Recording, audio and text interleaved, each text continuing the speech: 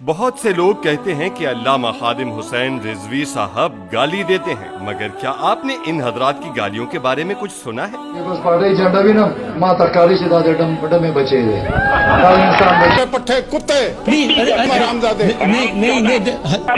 تمہاری کیا کوالیفکیشن بنے ہوئے ہو؟ چوتیا آدمی بڑبت کرتے ہو.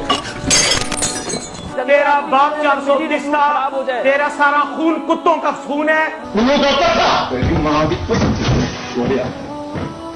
بات صرف گالیوں تک ہی محدود نہیں، بلکہ نوبت کبھی کبھی ہاتھا پائی تک بھی پہنچ جاتی ہے. ہمارے دین میں اعمال کی بنیاد نیت پر رکھی گئی ہے، تو یہ دیکھنا بہت ضروری ہے کہ گالی دینے والا گالی کیوں دے رہا ہے. یہ سیاستدان ایک دوسرے کو گالی اس لیے دے رہے ہیں کیونکہ سامنے والے نے ان کے لیڈر کو، ان کی ذات کو نشانہ بنایا ہے.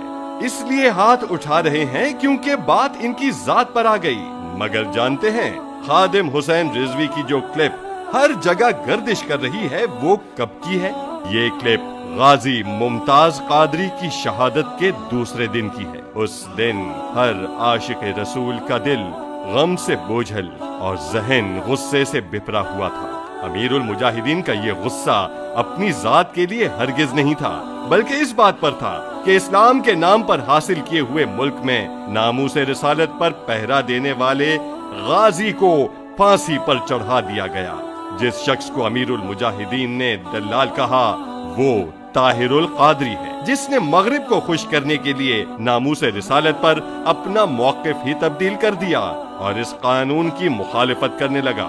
دلال کون ہوتا ہے؟ جو پیسوں کے عوض کوئی چیز فروخت کر دے. تو پیسوں اور شہرت کے عوض دین بیچنے والے شخص کو دلال کہنا کیسے غلط ہو سکتا ہے؟ یاد رکھیں، کوئی لفظ گالی تب بنتا ہے جب وہ حقیقت کے خلاف ہو، مگر حقیقت بیان کرنا گالی نہیں کہلاتا. تو بتائیے، امیر المجاہدین نے طاہر القادری کے بارے میں جو کچھ کہا وہ حقیقت ہے یا گالی؟ مسلم لیگ اور پیپلز پارٹی طاہر القادری کو اپنے سیاسی مفاد کے لیے برا بھلا کہیں تو جائز، مگر امیر المجاہدین دین کے دفاع میں اس پر تنقید کریں تو غلط. کیونکہ امیر المجاہدین نے جب بھی سخت زبان استعمال کی تو صرف اس کے خلاف جس نے دین سے غداری کی. میں آپ کو چیلنج کرتا ہوں کہ ایک بھی ایسی ویڈیو پیش نہیں کی جا سکتی جس میں امیر المجاہدین نے خود پر تنقید کرنے والوں کو برا بھلا کہا ہو. ان کا ہدف صرف دشمنان دین ہے. اب آئیے اصل مدے پر. سخت زبان تو سب نے استعمال کی، سوال یہ ہے کہ آپ کس کی سخت زبان کو نظر انداز کرنے کو تیار ہیں؟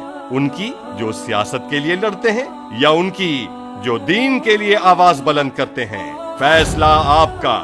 ووٹ انہیں دیں جن کی لڑائی اپنی ذات سے شروع اور اپنی ذات پہ ختم، یا انہیں جن کی لڑائی دین کے دفاع سے شروع اور دین کے اقتدار پر ختم.